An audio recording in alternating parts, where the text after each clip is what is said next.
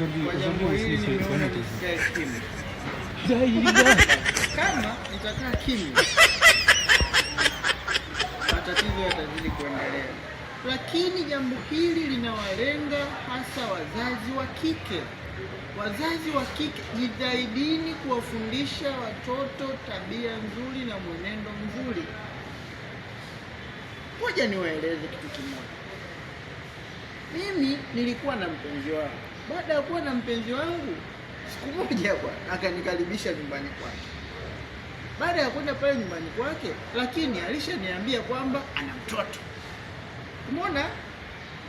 Sasa baada ya kufika pale nyumbani kwake, mtoto yule nikamkuta, akanikaribisha vizuri, nikakaa vizuri. Umeona? Baada ya kukaa pale sasa, nikawa nimeandaliwa chakula tayari, niko naendelea kunywa, napata na kasoda kangu kama hivi unavyoona hapa.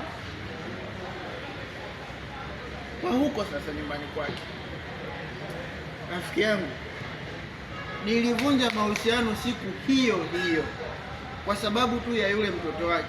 Nimekaa sina hili wala lile, nakuja kuona nimepigwa na mwiko kichwani, nakuja kusikia mtamu, kuja kuangalia hivi katoto bwana kamenipiga na mwiko kichwani. Sijafanya hili wala lile, kamekuja kamechukua chakula pale.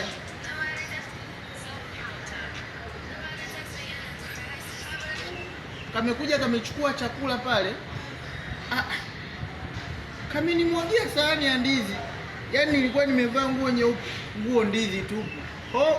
Nikasema jamani, huyu mtoto vipi?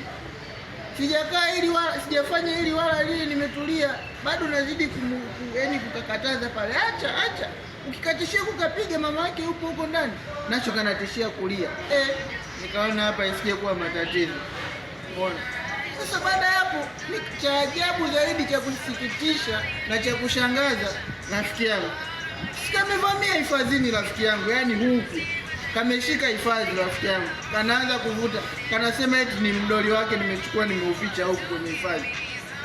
Nikasema kuanzia leo navunja mahusiano kwa sababu ya utundu wa haka katoto. Hivyo basi jamani, wazazi wa kike ndio mnakaa sana na watoto kuliko wazazi wa kiume.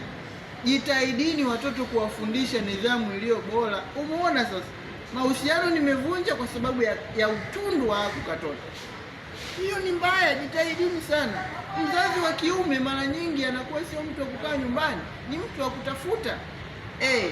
Kwa hiyo wazazi wa kike, jukumu hili zaidi ni la kwenu. Wafundisheni watoto nidhamu nzuri, wawe na nidhamu na wageni. Sasa mgeni unakuja unamvuta korodani, maana yake ni nini? Na wewe ni mtoto, lakini unatakiwa uwe na nidhamu. Umeona? Lakini nadhani ujumbe umefika. Ni hayo tu. Naombeni komenti zenu, naombeni subscribe, naombeni view. Asanteni sana mashabiki zangu. Bado tunaendelea kutoa kazi, tunaendelea kutoa burudani zaidi, tunaendelea yaani tuna entertain, tuna criticize, kila kitu tunafanya. Kwa hiyo asanteni sana.